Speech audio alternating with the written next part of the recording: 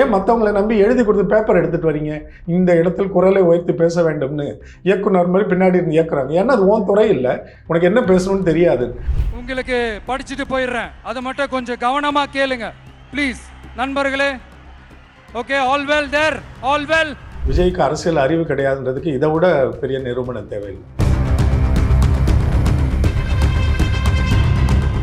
வாக்குன்றது என்னதுங்க? ஒரு சமூகத்தை மேம்படுத்த இவன் தகுதியானவன்றது தானே உங்கள் வாக்கு. ஆனால் என் பிள்ளை கேட்டான்னு சொல்லி நான் விஜய்க்கு போடுவேன்னு சொன்னீங்கன்னா உங்களை விட தவறான ஒரு வளர்ந்த முட்டாள் இந்த உலகத்தில் இருக்கவே முடியாது. உங்க அண்ணனுக்கு, உங்க தம்பிக்கு, உங்க மகனுக்கு, உங்க பிள்ளைக்கு ஒரே ஒரு வாய்ப்பு கொடுங்க. தயவு செஞ்சு விசில் சின்னத்துக்கு ஓட்டு போடுங்க. நீ நினைச்சா சிஎம் ஆயிரலாம் நீ ஏற்றி விட்டதை நம்பி அரசியலுக்கு வந்தவர். இவரை நம்பி நம்ம எப்படி வாக்கு போட முடியும்? நான் உங்களுக்காக மட்டும்தான் வந்திருக்கிறேன். உங்களுக்காக நன்றி கடன் செலுத்துறதுக்காக மட்டும்தான் வந்திருக்கிறேன். போய் வாக்குறுதிகள் கொடுத்து நான் உங்களை ஏமாத்த மாட்டேன்.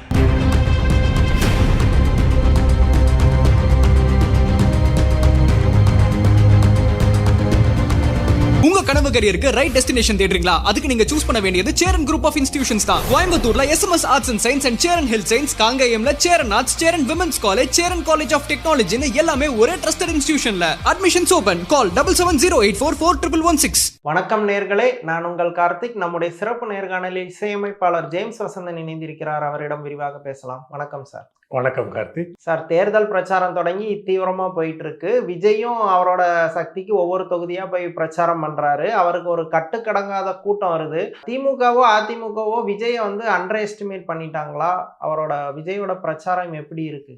ஆமாம், திமுகவும் அதிமுகவும் அவங்க மட்டும் இல்லை, விஜயோட ஆதரவாளர்கள் எல்லாமே அவரை அண்டர் எஸ்டிமேட் பண்ணிட்டாங்க. ஆனால் கோணம் தான் வேறு. அவங்க என்ன அண்டர் எஸ்டிமேட் பண்ணிட்டாங்கன்னா அவங்க மற்றவங்களெல்லாம் அண்டர் எஸ்டிமேட் பண்ணிட்டாங்க. நம்ம தலைவர் முதல்வராக உட்காந்துருவாருன்னு. அது தலைகளாக குட்டிக்காரன் நடித்தால் நடக்காது. திமுகவும் அதிமுகவும், திமுகனா அவர் ஒன்றும் பெருசாக கண்டுக்கல. எங்கேயாவது பரப்புரையில் விஜய் பேரை எங்கேயாவது சொல்கிறாங்களா பார்த்தீங்களா? அவர் ஒரு ஆளாகவே மதிக்கலை, ஒரு பொருட்டாகவே நினைக்கலை. மதிக்கலைன்னு சொல்கிறது ஒன்றும் மலிவாக மட்டமாக சொல்லலை. தங்களுக்கு எதிரியாவோ களத்தில் ஒரு வலிமையான ஒரு பலசாலியாகவோ ஒரு எதிரணியாவோ அவரை கருதவே இல்லை, ஒரு பொருட்டாகவே மதிக்கலை. எங்கேயுமே அவரை பற்றி பேச வேண்டிய தேவையே இல்லை. ஏன்னா அவங்க செஞ்சதே அவ்வளவு இருக்குது. எவ்வளவோ சாதனைகள்னா அதை வரிசையாக சொல்கிறதுக்கே இந்த பரப்புரை காலம் போதாது. அதை பண்ணிக்கிட்டே இருக்கிறாங்க.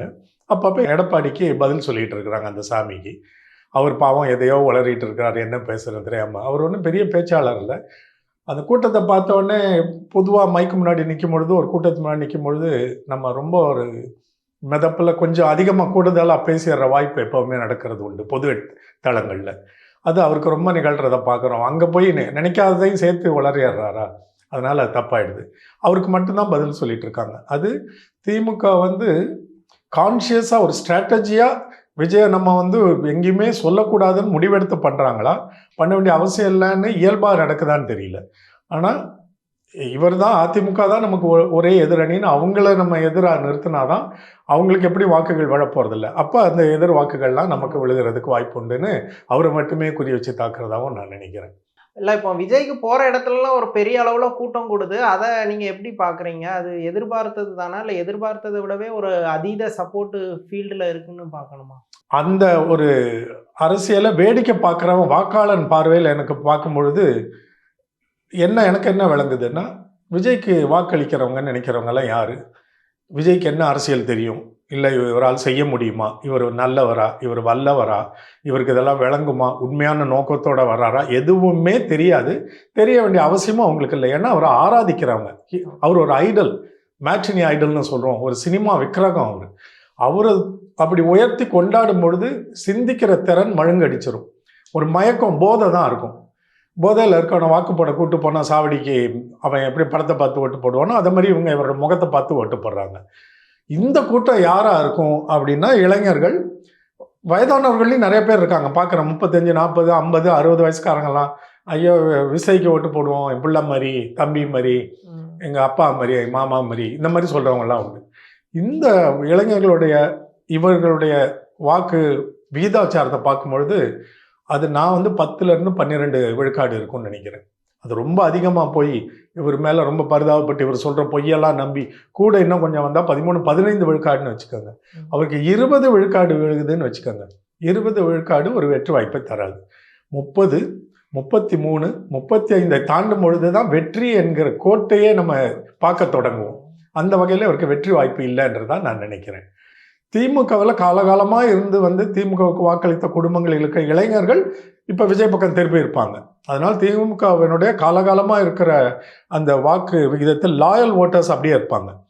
அப்பப்போ குடும்பத்துக்காகவும் அப்பாவுக்காகவும் அம்மாவுக்காகவும் ஓட்டு போட்டிருந்த இளைஞர்கள்லாம் இப்போ விஜய் பக்கம் வந்திருப்பாங்கல்ல. ஒரு சின்ன கணிசமான தொகை திமுகலேருந்து போகும், பெரிய தொகை அதிமுகலேருந்து போகும், பாஜகலேருந்து போகும், நாம் தமிழர் கட்சியிலேருந்து எல்லாத்திலேருந்து வர்றதுதானே விஜய்கிட்ட. புதுசாக ஒன்று உருவாகாதில்லை. புதிய வாக்காளர்கள் முதல் முறையாக வாக்கு போடுறதுல பெரும்பாலானவர்கள் விஜய்க்கு போடுவாங்க. இதெல்லாம் சேர்த்து தான் அந்த வாக்கு விகிதாச்சாரம் விழுக்காடு இவ்வளவு இருக்குன்னு நான் நினைக்கிறேன். அதனால் வெற்றி வாய்ப்பு என்பது விஜய்க்கு கிடையவே கிடையாது. கூட்டம் கூட்டுறதுக்கு நிறையா காரணம் இருக்குது. வாக்கு அளிக்கிறவர்களும் இருப்பார்கள், வாக்கு அளிக்காத சிலரும் இருப்பார்கள். வேற கட்சிக்கு ஓட்டு போகிறவங்க கூட ஒரு தடவை விஜய் நேரில் பார்த்துருவோன்ற ஆசை. நடிகன் தானே, அவனை நேரில் பார்க்கும் பொழுது அதில் கிடைக்கிற ஒரு மகிழ்ச்சி தனி தான். ஒரு மாப் மென்டாலிட்டியில் போய் இல்லை, அது எப்போவுமே எல்லாருக்கும் உண்டு. பாருங்க, இப்போ நான்லாம் நட்சத்திரம் அந்தஸ்து உள்ளவன், ஒரு தொலைக்காட்சி தொகுப்பாளர். நம்ம பேசுறது நடந்துக்கிறதெல்லாம் மக்களுக்கு பிடிக்கும். இவர் சரியாக சொல்லுவார், பேசுவார், தமிழ் ஆர்வம் உள்ளவர்னு. அப்படிப்பட்டவர்களே பார்க்கறதுக்கு சில பேர் விரும்பும்பொழுது கூட புகைப்படம் எடுத்துக்கணும்னு நினைக்கும் பொழுது, தொலைவில் சினிமாவில் மிகப்பெரிய கதாநாயகனாக ஒரு போலி பிம்பத்தில் உயர்ந்து நிற்கிறவங்கள பார்க்கறதுக்கு ரொம்ப அதிகமாக இருக்கும். இது இங்கே மட்டும் இல்லை, உலகம் முழுக்க இருக்கிறது. அதனால் அதில் ஒன்றும் வியப்பில்லை. அந்த கூட்டம் முழுமையாக வாக்கா மாறாதுன்றது எல்லாருக்கும் தெரியும். ஆனால் பெரிய கூட்டம் அவருக்கு கூடுது. முதல்ல இயல்பாக கூடுற கூட்டம்னு சொல்லிட்டு இருந்தாங்க, நம்மளும் நம்பிட்டு இருந்தோம். ஆனால் போக போக தான் தெரிஞ்சது, பக்கத்து ஊர்கள்லேருந்து மாவட்டங்கள்லேருந்து வேனில் வண்டிகள்லாம் வச்சு நிறைய பேரை கொண்டு வர்றதும், 500 ரூபாய் 300 ரூபாய் பிரியாணி, இது வந்து மற்ற கட்சிகளுக்கு கிண்டல் பண்ணுறாங்கல்ல, இது தாவேக்காலையும் நடக்குதுன்றதை நம்ம பார்க்குறோம். ஓகே, இப்போ விஜய்க்கும் அப்போ வந்து காசு கொடுத்தோ இல்லை வேன்ல அவங்களும் வர்றாங்க. ஓகே, எனக்கு ரொம்ப வேண்டிய நம்ம சென்னை குப்பத்தில் இருக்க எனக்கு தெரிஞ்ச சில பசங்க வந்து 16 வயசு 17 வயசு பசங்கள்லாம் தினமும் 500 ரூபாயும் பிரியாணிக்கு தாவேக்காக்கும் போயிட்டு வந்துட்டு இருக்காங்க. எல்லா கட்சிக்கும் போகிறாங்க. இந்த பசங்களுக்கு கட்சியெல்லாம் கிடையாது. வாக்களிக்கும் போது 18 வயசு தாண்டவங்க யாருக்கு வேணா போடுவாங்க, அது நமக்கு தெரியாது. ஆனால் இந்த பசங்கள்லாம் எல்லா கட்சிக்கும் போகிறவங்க. பிரியாணி 500 ரூபாய் சம்பளம் ஆச்சு, அவ்வளோதான். இது தாவேக்காவுக்கும் நிறையா நடக்குதுன்னு தெரியுது. ஓகே, இப்போ விஜய்க்கு வந்து வர்ற கூட்டம் பெருசாக ஓட் ஆகாது அப்படிங்கிறது ஒரு முக்கியமான கணிப்பு. அதுக்கான வாய்ப்புகள் நிறைய இருக்குது. ஆனால் இப்போ நிறைய கருத்து கணிப்புகள் இப்போ தேசிய மீடியா, நேஷனல் மீடியாஸ் வந்து சிலது போய் எடுக்கிறாங்க. ஒரு டையிங் இண்டஸ்ட்ரியில் போய் ரேண்டமாக கேட்குறாங்க. எல்லாம் வந்து அபவ் 40 நீண்ட காலமாக உழைக்கிற மக்கள். அதில் நிறைய பேர் விஜய்னு கண்ணை மூடிட்டு விஜய்க்கு தான் அப்படின்ட்டு சொல்கிறத பார்க்க முடியுது. இது நிறைய பேர் எடுக்கக்கூடிய பேட்டிகளில் ஒரு யதார்த்தமாக நடக்குது. அதனால தான் கேட்குறேன், விஜயை வந்து நம்ம கொஞ்சம் அண்டர் எஸ்டிமேட் பண்ணுறோமோ, மற்ற நடிகர்களுக்கு வந்த வாக்கு சதவீதத்தை விட ஒரு பெரிய ஒரு ஸ்வீப் நடக்கும் அப்படிங்கிற மாதிரியும் சிலர் சொல்கிறாங்க. அந்த அளவுக்கு ஒரு இம்பேக்ட் இருக்கும்னு நினைக்கிறீங்களா? இல்லை, நான் நிச்சயமாக நினைக்கல. ஓகே, இந்த மாதிரி சிந்தனை மழுங்கடிக்கப்பட்ட கூட்டம் இவ்வளோ இருக்குன்றது நமக்கு ஒரு பெரிய அதிர்ச்சி வியப்பெல்லாம் ஏற்படுத்தினது உண்மைதான். ஆனால் அது அவங்களுக்கு வெற்றியை தருகிற அளவுக்கு நிச்சயமாக இருக்காது. பிறருடைய வெற்றியை பாதிக்கிற இடத்துல அவர் இருக்கிறார் இன்னைக்கு. இதுதான் அவருக்கு முதலும் முடிவும். இந்த இதோட அவர் போக போகிற அரசியல், அவருடைய அரசியல் அது. அதனால் அது பிறருடைய முடிவுகளில், அதாவது திமுக வெளில போகிறதா, அதிமுக வெளில போகிறதா, காங்கிரஸ் வெளில போகிறதா, பாஜக வெளில போகிறதா, அந்தந்த தொகுதி வேட்பாளர்களில் அந்த இடத்த பாதிக்கிற இடத்துல விஜய் இருக்கிறார். ஆமாம், நிச்சயமாக அதை கெடுக்கக்கூடிய அல்லது தாக்கத்தை ஏற்படுத்தக்கூடிய இடத்துல அவருடைய வாக்குகள் இருக்கு. திருமாவளவன் ஒரு குற்றச்சாட்டு வச்சிருந்தாரு, விஜயை தனிச்சு நிற்கணும் அப்படிங்கிறதே வந்து பிஜேபியோட பிளான் தான். சிறுபான்மையினரோட ஓட்டை அவர் மூலமா பிரிக்கலாம், அது வந்து திமுகவோட வெற்றி அஃபெக்ட் பண்ணும் அப்படிங்கிற மாதிரி சொல்லியிருந்தாரு. உண்மையிலே ஒரு சிறுபான்மையினர் ஓட்டில் இவரால் பெரிய ஸ்பிளிட்டை கொண்டு வர முடியுமா? நீங்க எப்படி பாக்குறீங்க? தொடக்கத்துல இருந்தே நம்ம சொல்றது அதுதான், எல்லாரும் அரசியல் விமர்சகர்களும் சொல்றது அதுதான். சிறுபான்மையினர் வாக்குகளை பிரிக்கிறதுக்கு தான் ஆர்எஸ்எஸ் பிஜேபி அவரை மிரட்டி கொண்டு வந்தாங்கன்றது நமக்கு எல்லாருக்கும் தெரியும். அது வெளியில இருக்க அவருடைய ஆதரவாளர்களுக்கே தெரியுது. இன்னைக்கு வரைக்கும் ஒரு முறை கூட வாயை திறந்து பிஜேபின்னு அவர் வாயில வந்ததே இல்லையே. அது அவங்களே உணர்ந்துடுறாங்க. முதல்லலாம் நினைச்சாங்க, முதல் மாநாட்டில் ரொம்ப பெருந்தன்மையாக எதுவும் பேசுறாரு, போக போக பேசுறாருன்னு நினைச்சாங்க. ஏன்னா நிறைய பசங்க என்கிட்டையும் பேசுறாங்க. அவங்களுக்கு தெரியும் நான் வந்து இந்த முறை விஜய் ரொம்ப கடுமையாக விமர்சிக்கிறேன், ஒரு அரசியல்வாதியாக அவர் தகுதி இல்லாதவன்னு சொல்கிறேன்றது அவங்களுக்கே தெரியுது. இருந்தாலும் என்கிட்ட பேசும்பொழுது நாங்கள் நினச்சோம், ஆனால் பிஜேபி எங்காலும் சொல்ல மாட்டேங்கிறாரு. இருந்தாலும் அண்ணனுக்கு தான் ஓட்டு. இதுதான் அந்த மழுங்கடிக்கப்பட்ட புத்தி. அவர் தவறு அல்லது அவர் சரியா இல்லை, அவர் பயப்படுறாரு, எல்லாம் தெரியுது. இருந்தாலும் விஜயை பிடிக்கும். விஜய் பிடிக்குன்றதுக்காக அரசியல்வாதியாக கூட்ட வர வேண்டிய அவசியம் இல்லை. அவர் படத்தை பாருங்கள், 2000 ரூபாய்க்கு வாங்கி பாருங்கள், 3000 ரூபாய்க்கு வாங்கி பாருங்கள், நீங்கள் இழப்பை சந்திங்க, நாசமாக போங்க. அதனால எங்களை ஒன்றும் பாதிக்க போகிறதில்ல. ஆனால் ஒரு மாநிலத்தின் தலையெழுத்தை தீர்மானிக்கிற இடத்துல ஒரு நடிகரை தூக்கிட்டு வர்றது ரொம்ப பெரிய தவறாக நான் பார்க்குறேன். பெரியவங்களும் சேர்ந்து இந்த தப்பை எப்படி பண்ணுறாங்க. சில பெரியவங்களை பார்த்தேன், ஒரு பயணத்தின் போது நான் போகும்போதெல்லாம், நான் காலகாலமாக காங்கிரஸுக்கு போட்டேன். அவர் சொல்கிறாரு, இந்த இதெல்லாம் என்ன பண்ணுறது விஜய்க்கு, என்ன சார் சம்மந்தமே இல்லாமல் இருக்கு, என்ன பண்ணுறது, என் பொண்ணு ரொம்ப கேட்குறாரு. தன்னுடைய பிள்ளைக்காக ஒரு மாநிலத்தின் நலனே அடகு வைக்கக்கூடிய அளவுக்கு ஒரு வளர்ந்த தகப்பன் வயசில் இருக்க 50 வயதுக்காரர்கள்லாம் போயிட்டாங்கன்னா இது தமிழகத்தின் சீரழிவைத்தான் காட்டுகிறது. பிள்ளைக்கு எதை வாங்கி கொடுக்கணுன்றதில்ல, பிள்ளை விஷம் கேட்டால் வாங்கி கொடுத்துருவாங்களா? அப்போ இது மற்றவனுடைய நலன சமுதாயத்தை பற்றியெல்லாம் கவலைப்படுறதில்லை. என் பிள்ளை சந்தோஷமாக இருக்குன்னா நீங்கள் என்ன கொலை கூட பண்ண தயாராக இருக்கீங்களே. இன்றைக்கி கிராமப்புறங்களில் இருக்குது. அதாவது நான் சொல்கிறது தான் சரின்னு சொல்ல வரல. எந்த அடிப்படையில் உங்கள் பிள்ளைக்காக நீங்கள் வாக்கை இன்னொருத்தருக்கு போட போகிறீங்க?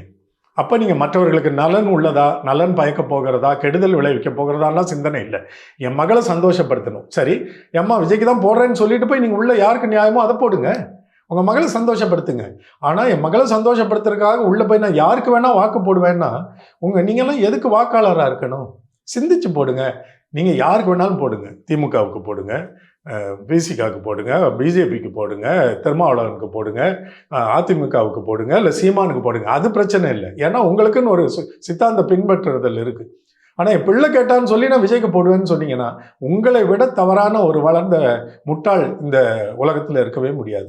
நிறைய பெற்றோர் இந்த மாதிரி பேசுறத நானும் கேட்குறேன். இல்லை சார், நானுமே அதான் கேட்க நினைச்சேன். இப்போ பொதுவாக வந்து பெரியவங்க தான் வந்து அடுத்த ஜென்ரேஷனை வழி நடத்தணும். ஆனால் இந்த ஓட்டு போடுற விஷயம், குறிப்பாக விஜய்க்கு ஓட்டு போடுற விஷயத்தில் வந்து அடுத்த தலைமுறை வந்து பெரியவங்களை வந்து ஸ்ட்ராங்காக வந்து கட்டாயப்படுத்துகிறாங்களா? ஏன்னா அவர் கம்யூனிஸ்ட் தலைவர் சண்முகமும் சொன்னார், எங்கள் வீட்டிலேயே பேரங்கள்லாம் வந்து விஜய்க்கு போடுன்னு சொல்லி கட்டாயப்படுத்துகிறாங்க. அவங்களோட கேன்வாசிங் ஓட்டு சேகரிப்பு ஒவ்வொரு வீட்லேயும் ஏற்கனவே தொடங்கிடுச்சு அப்படின்னு அவர் சொல்லியிருந்தாரு. நம்மளும் நிறைய வீடியோக்கள் பார்க்க முடியுது, எல்லாருமே வந்து பேரண்ட்ஸை கம்பல் பண்ணுறாங்க.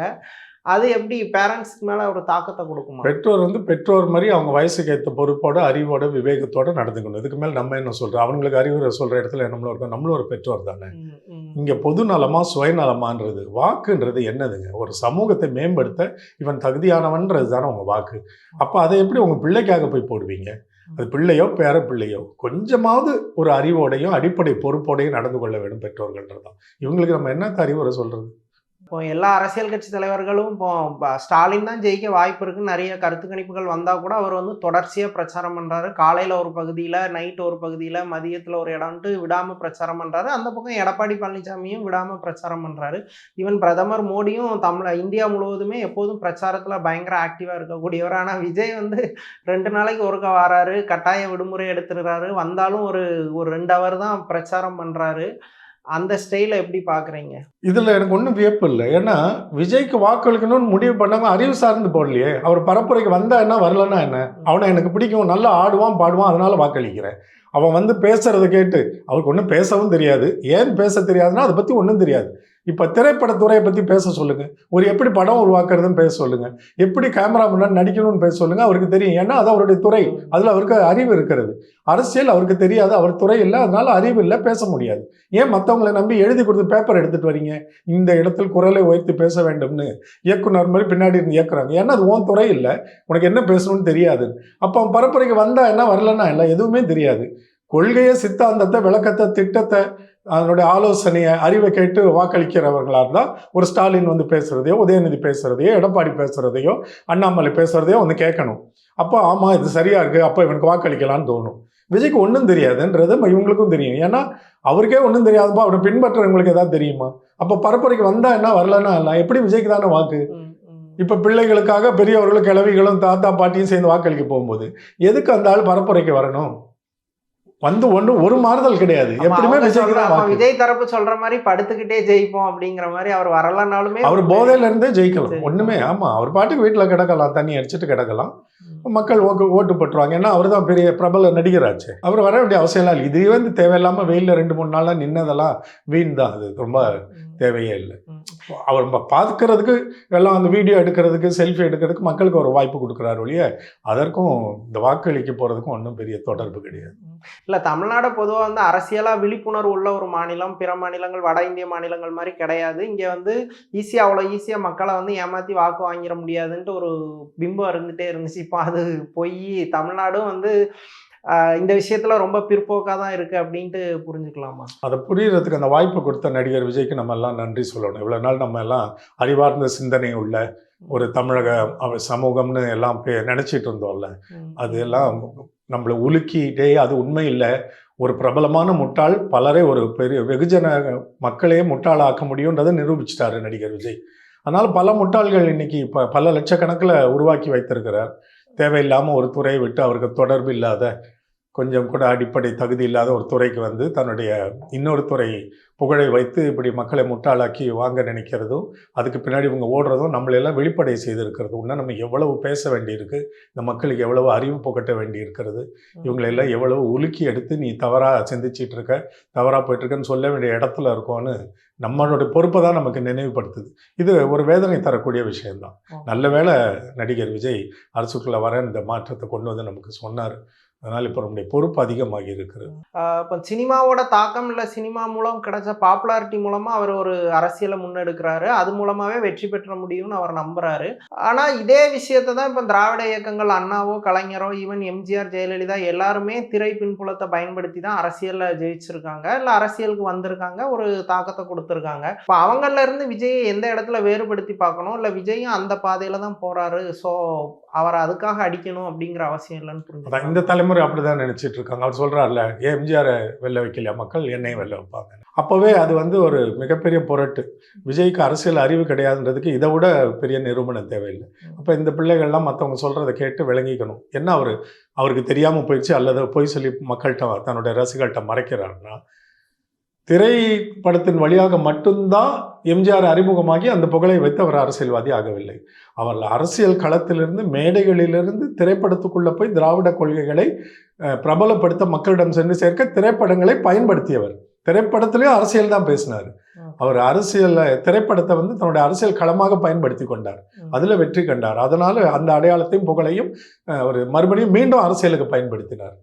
இப்போ நான் இவங்களுக்கு புரியுற மாதிரி இந்த தலைமுறைக்கு சொல்லணும்னா, இப்போ நம்ம லெஜெண்ட் சரவணா வந்து அவர் நடிகரான்னு கேட்டால் நீங்கள் என்ன சொல்லுவீங்க? இல்லை, பிஸ்னஸ்மேன். அவர் பிஸ்னஸ்மேன், ஒரு தொழிலதிபர்.